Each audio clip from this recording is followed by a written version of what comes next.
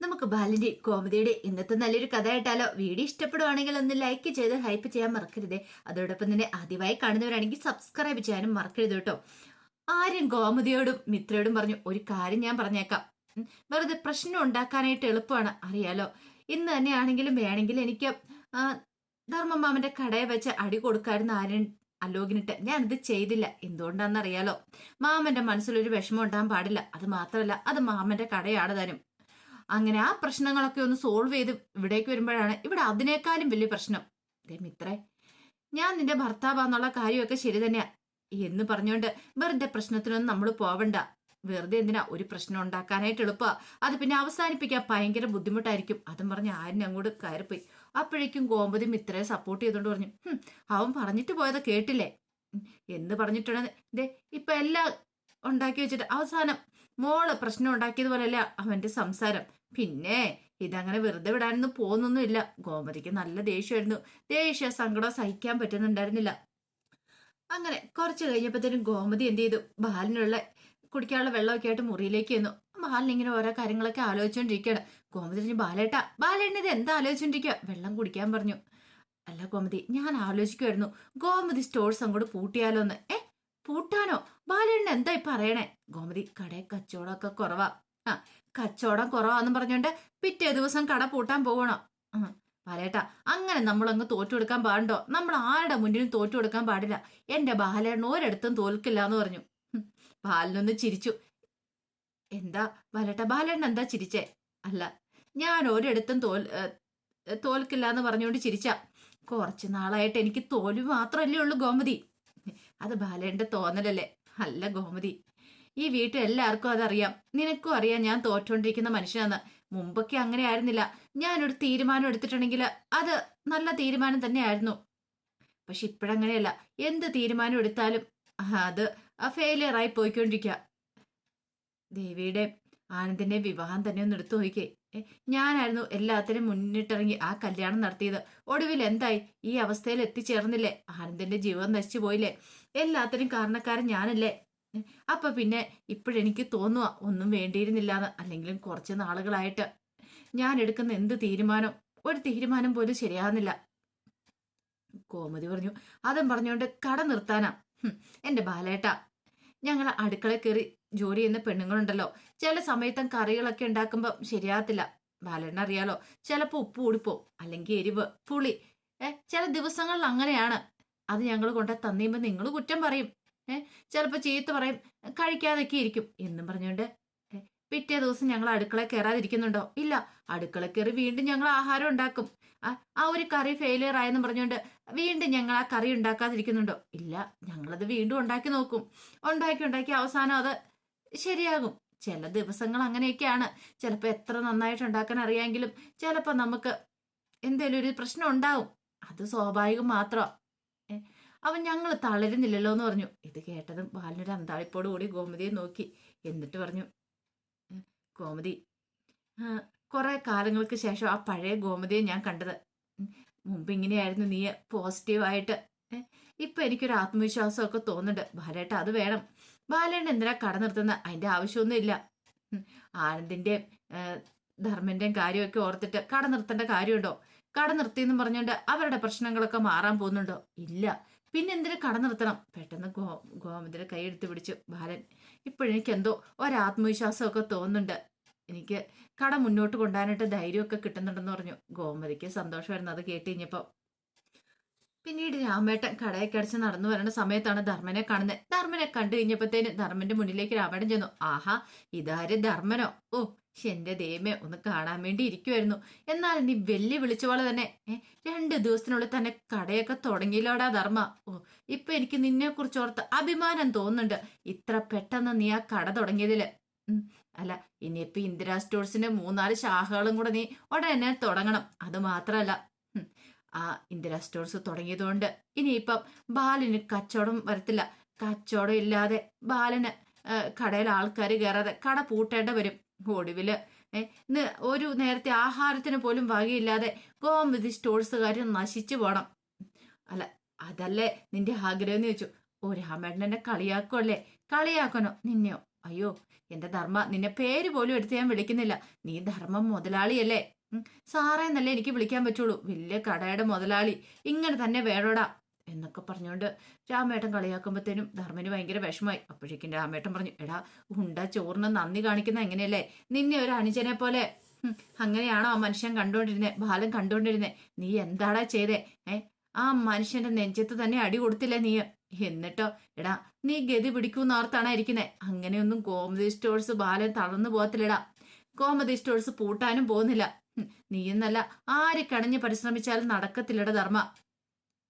അങ്ങനെയൊന്നും പെട്ടെന്ന് അതില്ലാതാക്കാൻ പറ്റില്ല. ഒറ്റ ദിവസം കൊണ്ട് പെട്ടെന്ന് മുട്ടി മുളച്ചൊന്നും അല്ലടാ ഈ ഗോമതി സ്റ്റോഴ്സ്. അത് എന്നെ പോലെ തന്നെ നിനക്ക് നന്നായിട്ട് അറിയാവുന്ന. ആരൊക്കെ ബാലിനെ ഇട്ടിട്ട് പോയാലും ഈ രാമേട്ടന് ബാലിനെ ഇട്ടിട്ട് പോകത്തില്ലടാ. രാമേട്ടൻ ഇവിടെ തന്നെ കാണും ജീവിതാവസാനം വരെ. അത് നിനക്കൊന്നും മനസ്സിലാവില്ലെന്ന് മാത്രം. നീയൊക്കെ ഇന്നലെ കണ്ടതിന് കൂടെ ചാടി പുറപ്പെടുന്നു അല്ലേ എന്നൊക്കെ പറഞ്ഞിട്ട് രാമേട്ടൻ വായി വന്ന കുറ്റപ്പെടുത്തലുകളൊക്കെ നടത്തുവാണ്. അപ്പോഴേക്കും ധർമ്മൻ ഒരൊറ്റ കരച്ചിലായിരുന്നു രാമേട്ടനെ കെട്ടിപ്പിടിച്ചിട്ട്. ഒരു നിമിഷം രാമേട്ടൻ വല്ലാതെ ഏപ്പി.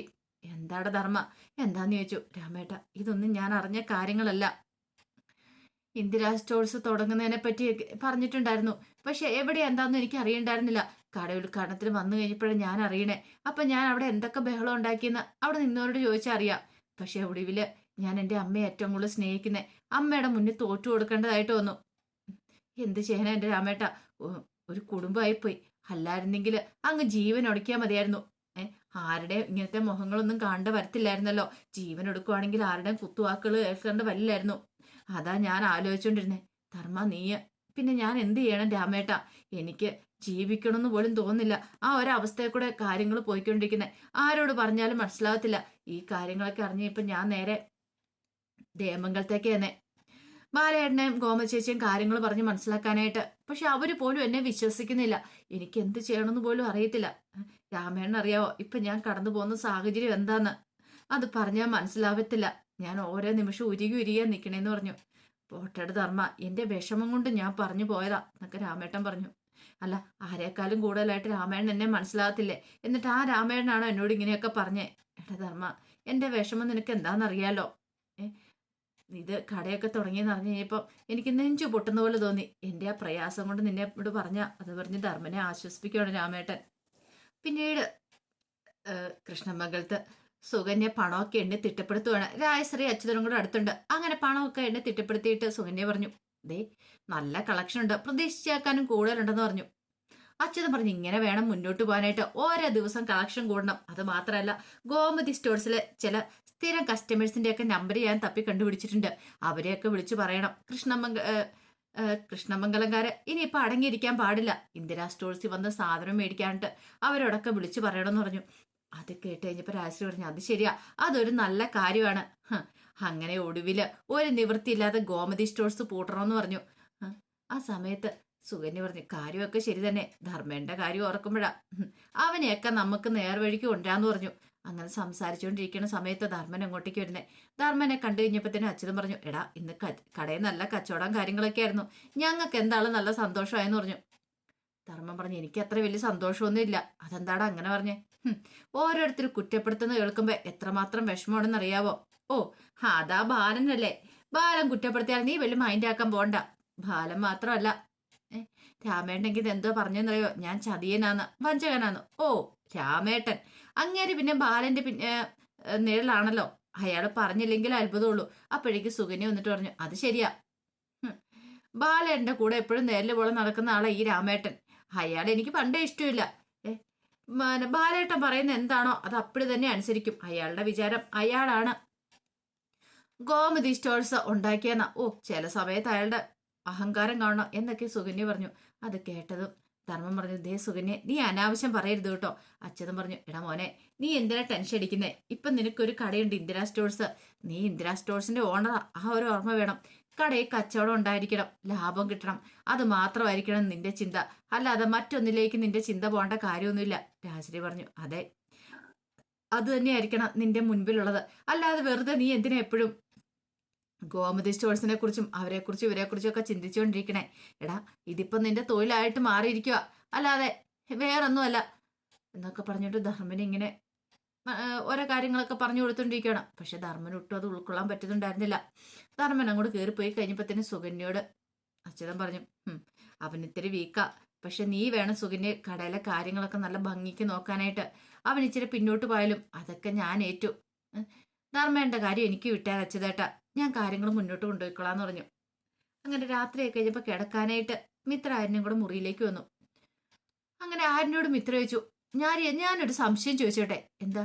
അല്ല ആര്യ, അത് പിന്നെ ഉണ്ടല്ലോ, ആര്യൻ എന്താ ഇന്ന് എന്നോട് അങ്ങനെ പറഞ്ഞെന്ന് ചോദിച്ചു. എന്ത് പറഞ്ഞത്? അല്ല, ഭാര്യയൊക്കെയാണ്, പക്ഷെ കാര്യങ്ങളൊന്നും ഇടപെടണ്ടാന്ന്. ഓ അതോ, അത് പിന്നെ ഉണ്ടല്ലോ, എനിക്ക് അങ്ങനെ പറയാൻ തോന്നി. ആര്യ ആ പറഞ്ഞ് എനിക്ക് ഒട്ടും ഇഷ്ടപ്പെട്ടില്ല എന്ന് പറഞ്ഞു. അതെ, ഇഷ്ടപ്പെടായുള്ളൊന്നുമില്ല, അതിനുള്ള കാര്യങ്ങളൊന്നും ഞാൻ പറഞ്ഞില്ലല്ലോ. വെറുതെ നമ്മളൊരു പ്രശ്നം ഉണ്ടാക്കാനായിട്ട് എളുപ്പ. അതെ, ആരിന്റെ കാര്യത്തില് ഞാൻ അങ്ങനെ വെറുതെ വിട്ടു കൊടുക്കത്തില്ല എന്ന് പറഞ്ഞു. അപ്പോഴേക്കും ആര്യം പറഞ്ഞു, പിന്നെ എന്റെ കാര്യത്തില് പിന്നെ ആര്യൻ അതും കൂടെ പറഞ്ഞാൽ മതി എന്നൊക്കെ പറഞ്ഞിട്ട് മിത്ര ദേഷ്യപ്പെടുമ്പത്തേനും ആര്യം പറഞ്ഞു, അതെ എനിക്ക് ചില കാര്യങ്ങൾ പറയാനുണ്ട്. വേണ്ട, എനിക്കൊന്നും കേൾക്കണ്ട. ഇതാ പറഞ്ഞത്, നമ്മളൊരു കാര്യം പറഞ്ഞിട്ടുണ്ടെങ്കിൽ അതിന്റെ ഒരു ക്ലാരിഫിക്കേഷൻ വേണ്ടേന്ന് ചോദിച്ചു. എന്താന്ന് വെച്ചാൽ ആര്യം പറ. അല്ല, ഇന്ന് ആ പ്രശ്നം നടക്കുന്ന സമയത്ത് എന്റെ കൂടെ നീ ഉണ്ടായിരുന്നെങ്കിലോ, അപ്പൊ എന്തായിരിക്കും സംഭവിക്കണമെന്ന് ചോദിച്ചു. അപ്പോഴേക്കും മിത്ര പറഞ്ഞു, എന്ത് സംഭവിക്കാനായിട്ട്, ഞാൻ അവനെ അങ്ങോട്ട് തീർത്ത് കളയുമെന്ന് പറഞ്ഞു. തീർത്ത് കളയാനോ? പിന്നല്ലാതെ. എടി, അപ്പുറത്ത് നിൽക്കുന്ന നിന്റെ സഹോദരനാന്നുള്ള ഓർമ്മ വേണം. പിന്നെ അപ്പുറത്ത് നിൽക്കുന്ന സഹോദരനാണെങ്കിലും ശരി, ആരാണെങ്കിലും ശരി, എനിക്ക് എല്ലാത്തിനേക്കാളും വലുതാണ് എന്റെ ആര്യൻ. സത്യമാണോ നീ പറയണ? അതെ, എന്റെ ആര്യൻ എന്തെങ്കിലും സംഭവിച്ചിട്ടുണ്ടെങ്കിലേ പിന്നെ ഞാൻ വെറുതെ ഇരിക്കും തോന്നുന്നുണ്ടോ? ആന്റെ ദേഹത്ത് ആരെങ്കിലും കൈ വെച്ചിട്ടുണ്ടെങ്കിൽ അവരെ ഞാൻ തീർത്ത് കളയും. അതിപ്പോ ആരാന്നും നോക്കത്തില്ല. ഈ ലോകത്തിൽ എനിക്ക് ഏറ്റവും വലുത് ആര്യനാന്ന് പറഞ്ഞു. ഇത് കേട്ടതും ആന്റെ മുഖത്തൊരു സന്തോഷം കാര്യങ്ങളൊക്കെ ഉണ്ടായി. പെട്ടെന്ന് ആര്യം മിത്രയുടെ അടുത്ത് പോയിരുന്നു. സത്യമാണ് നീ പറഞ്ഞ്, പിന്നല്ലാതെ. അങ്ങനെയാണെങ്കിൽ ഒന്നുകൂടെ പറഞ്ഞത് എന്ത്? ഇപ്പൊ പറഞ്ഞ ആ കാര്യം മിത്ര ആരിനെ ഒന്ന് നോക്കുവാണ്. അപ്പൊ അതിന്റെ കഥകളൊക്കെ ഇന്ന് കാണുന്ന ആ വിശേഷങ്ങൾക്കായി നമുക്ക് എല്ലാവർക്കും കാത്തിരിക്കാം കേട്ടോ. ഒരിക്കൽ കൂടി എല്ലാവർക്കും ശുഭദിനം നേർന്നുകൊണ്ട് നിർത്തുന്നു. നന്ദി.